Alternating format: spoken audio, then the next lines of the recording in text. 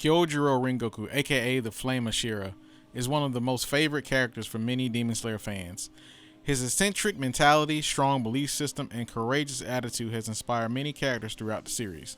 Today we're going to see if the big guy replaces Tengen Izui, how exactly he would fare in the Entertainment District arc.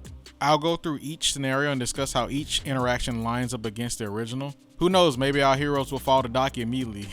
Just kidding. Before we get started, welcome to another episode of Analyzing These Animes. I'm your host, Liquid Zero. Please go ahead and subscribe and hit that like button. I would really appreciate it, as it will continue to help the channel grow and keep me making these kinds of videos for you guys. And with that being said, let's get started. First things first, we'll have to assume this is an alternative timeline, or that Tengen and Rengoku swapped and Tengen dies fighting Akaza instead of Gyutaro. I guess the weird part is having the same relationship with Tengen's Kenochi.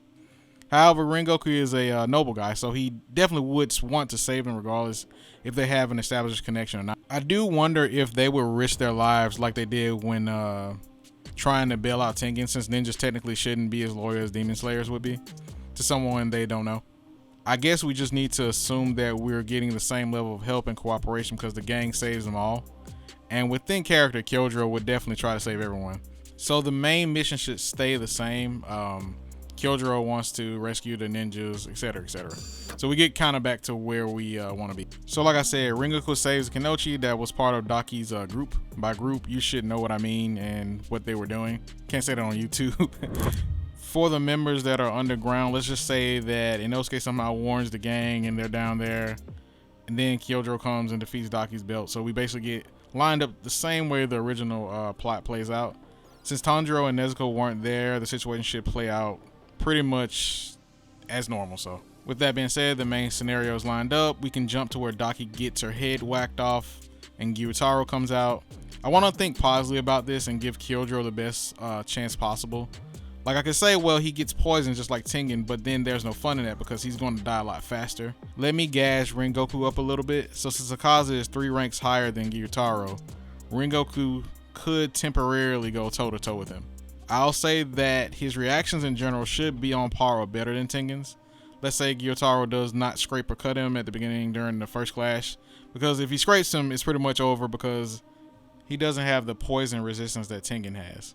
So we got to look at it like this. Kyojuro's only chance is to avoid every hit for as long as he possibly can.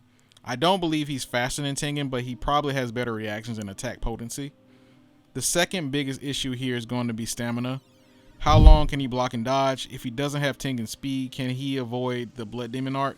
Like, outrun it is what I mean. The AoE effect is just straight up nasty and will pose a huge hurdle for the situation.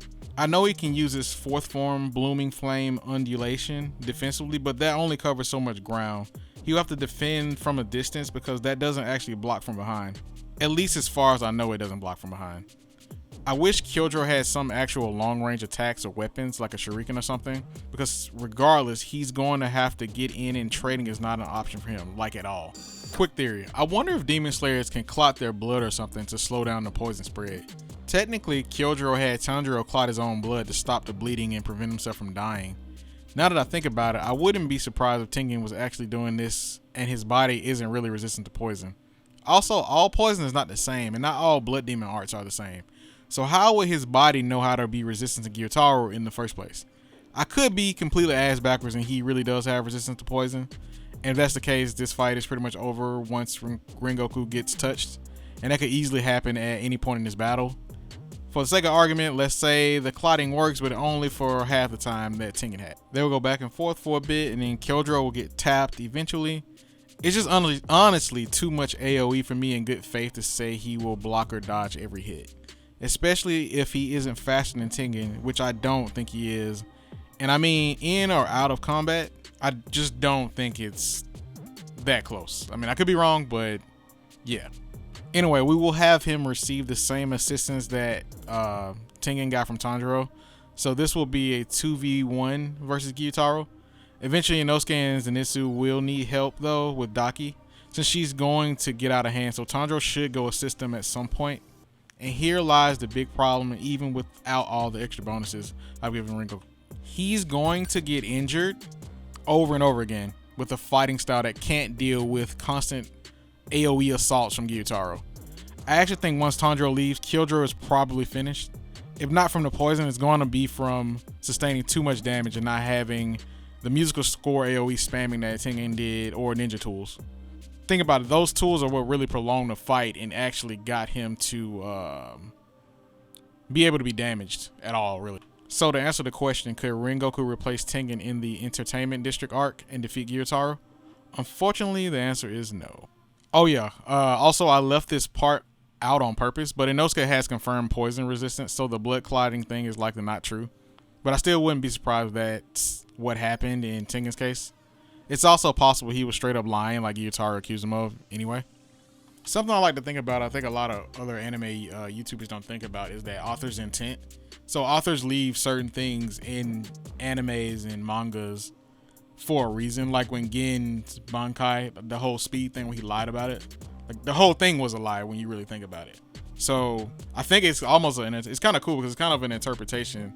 Whatever you want to believe is the truth.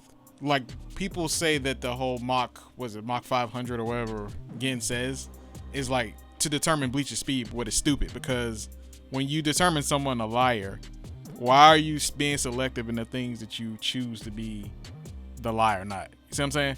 That's the kind of cool part. But anyway, Tengen, you know, he doesn't die anyway from the poison. So also, before we wrap up quickly, I just wanted to say that fighting Gyutaro is probably one of the worst matchups for any Demon Slayer pre-Demon Slayer mark, but besides the god Tengen Uzui. He was pretty much tailor-made to survive the damage and weaken Gyutaro long enough for our heroes to unlock the Demon Slayer mark. I mean, he has kunais with demon poison on it, bombs, a sword that is flexible, and an unorthodox breathing style that can defensively help him fend off a lot of AoE attacks. Anyway, I want to know what you guys think, how this would go down, and kind of like your theories about the fight. If either you agree with me, disagree, whatever, just put it in comments. I don't care. And that's it. If you like this one, check out my other video covering what if Tengen was on the Mugen train and fought Akaza, since it is a similar topic. Thanks so much for watching, and I'll see you on the next one.